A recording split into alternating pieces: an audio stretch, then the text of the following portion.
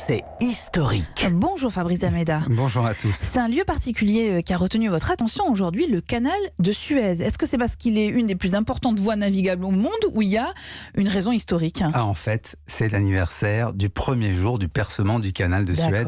C'était le 25 avril 1859. Il y a 160 ans, un rêve de plusieurs millénaires entrait dans l'histoire. C'était le moyen d'éviter de faire le tour de l'Afrique pour aller d'Europe en Asie. Et c'est un Français qui l'a finalement conçu, Ferdinand de Lesseps, un ancien diplomate, ami de Saïd Pacha, le roi d'Égypte. Et c'est ce dernier qui lui avait accordé la concession pour percer l'isthme de Suez.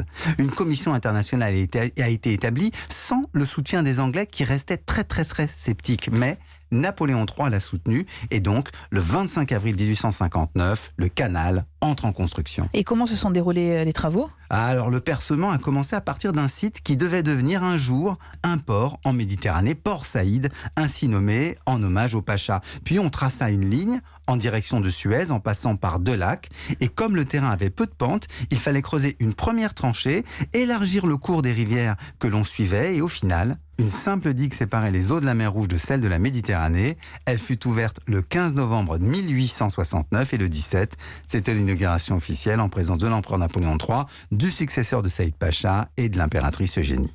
162 km de long, 8 mètres de profondeur et déjà un succès.